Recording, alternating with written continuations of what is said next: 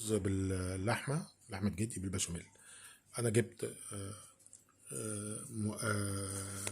علبة ذرة حلوة معلبة، علبة فاصوليا طبعا بتغسلهم كويس لأن ده بتبقى فيه مواد حافظة، وجبت ظرفين صلصة خلطتهم مع اللحمة سلقتها، وحطيت البهارات بتاعتي زنجبيل نص معلقة على حلة الشوربة، حلة وسط، ونص معلقة قرفة مطحونة، ونص معلقة سماق، معلقة سماق قصدي، ونص معلقة فلفل، والملح والفلفل اللي تشوفوا مناسب لكم، ومعلقة ملح أو ممكن تزودوا الملح برضو. وحطيت عيدان برضو قرفة، وورق لورا أو ورق غار. حطيت ظرفين صلصة صغيرين.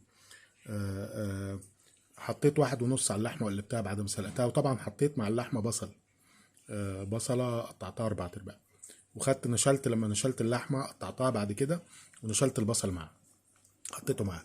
والنص الصلصة التاني عملته كده بشوية مية، ما عنديش بيض النهاردة. وادي الرز بسمتي عملته، كنت حطيته برضو عملته بزيت زيتون، وحطيت معلقة زيت زيتون، وحطيت برضو ورق راولة أو ورق غار وعود قرفة وملح وفلفل مناسب الرز. برضو البشاميل لما عملته، البشاميل انتوا عارفين بيتعمل ازاي، بس انا برضو استخدمت زيت زيتون. انا هبتدي كده مثلا اهو، حطيت على البشاميل قشطة كمان، والبشاميل معروف بيتعمل ازاي، ممكن نبقى نقول عليه في وقت تاني.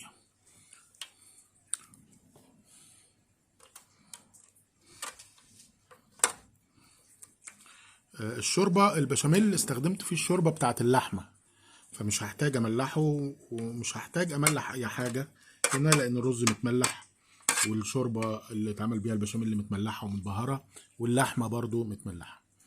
طيب ادي كده ايه البشاميل، وخدت بقية الشوربة عملت بيها شوربة كريمة كمان.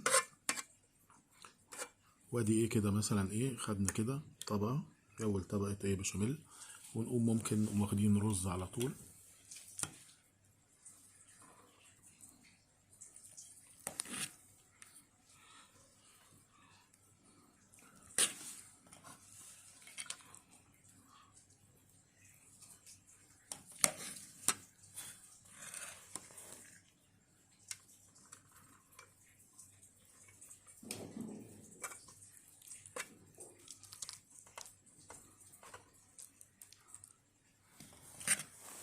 كده ايه طبقة الرز الأولانية اتعملت وبقت زي الفل اهي. طيب نحط كمان هنا شوية عشان نغطي دي. طيب ممكن بقى مثلا نقوم حاطين الذرة الحلوة اهي مثلا،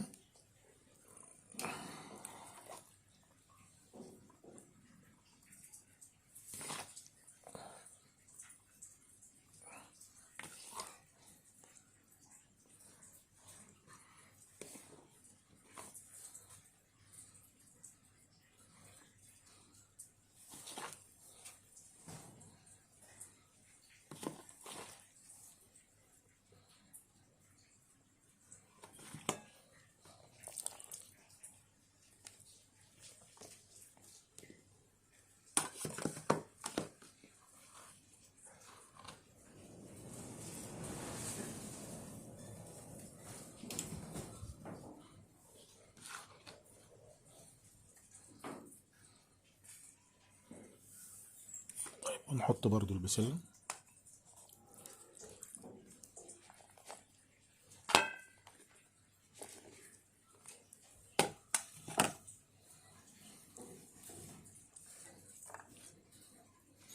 طبعا انا ببقى غاسل ايدي كويس جدا من كل خطوة وخطوة، يعني لو انا ماسك حلة برجع اغسل ايدي، لان برضو خلي بالكم من الحاجات دي من غير وسوسة يعني بالمعقول. طيب واقوم حاطط اللحمة، ما شاء الله اللحمة كمية حلوة خالص.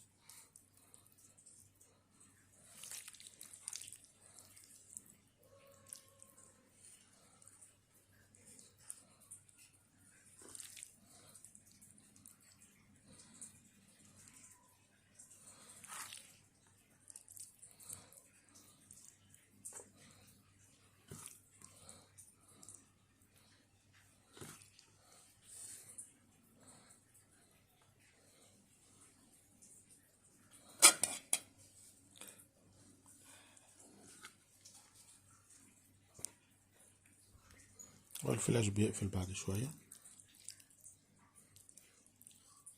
الصورة ممكن تكون غمقت شوية.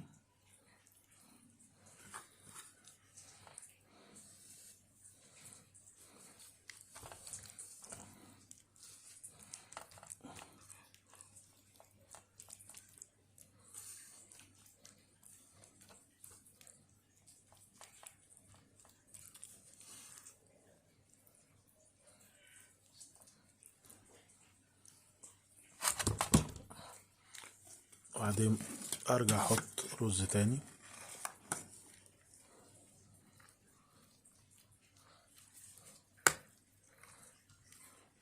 هو كان ممكن احط انا، وانا رأيي كده برضو، احط طبقة بشاميل هنا.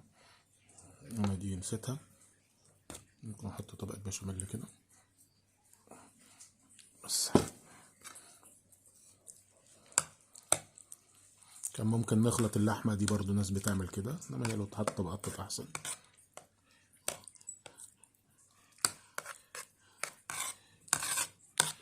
انا طبعا في ظروف الحرب في السودان، فشغالين بظروف يعني زي ما انتم شايفين، بس الحمد لله رزق ربنا واسع، وربنا موسع علينا، وربنا يفرج على الكرب. في عندنا في السودان الناس تعبانه خالص والله، وفي ناس مش لاقيه تاكل، ومش مساله كان فقير ولا لا، الناس تساوت وحسب ظروف الواحد فين. احنا فقدنا كل ممتلكاتنا حقيقي في الحرب، وكل ما نملك، والكل تساوي الغني مع الفقير. بل ممكن يكون في ناس اغنياء بقت افقر من الفقراء مليونيرات، لان طبعا تجار وعليهم التزامات بره وبياخدوا بتاع اجل وبيدوروا في السوق، فطبعا كله سرق وكله اتنهب وكله باظ يعني للأسف.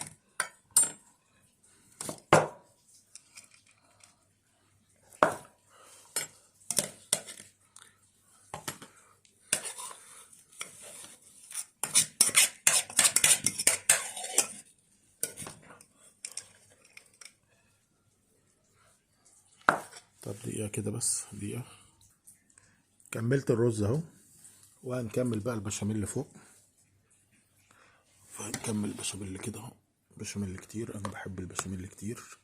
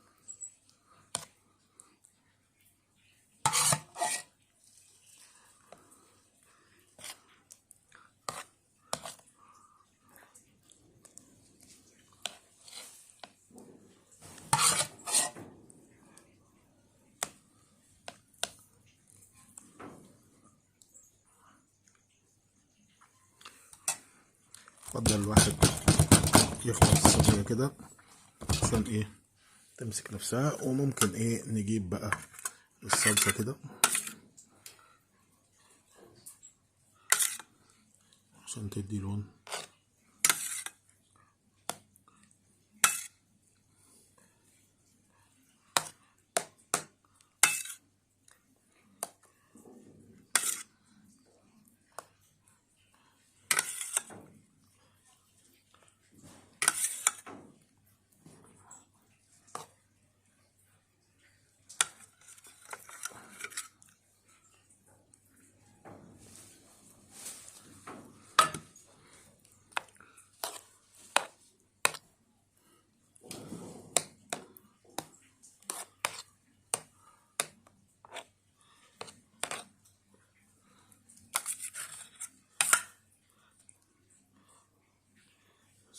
وتدخل الفرن. هندخلها الفرن دلوقتي حالا، ثواني. وادي ايه بعد ما دخلت في الفرن. وشكرا لكم، ابعت لكم فيديو بعد ما تستوي شورت كده. شكرا لكم.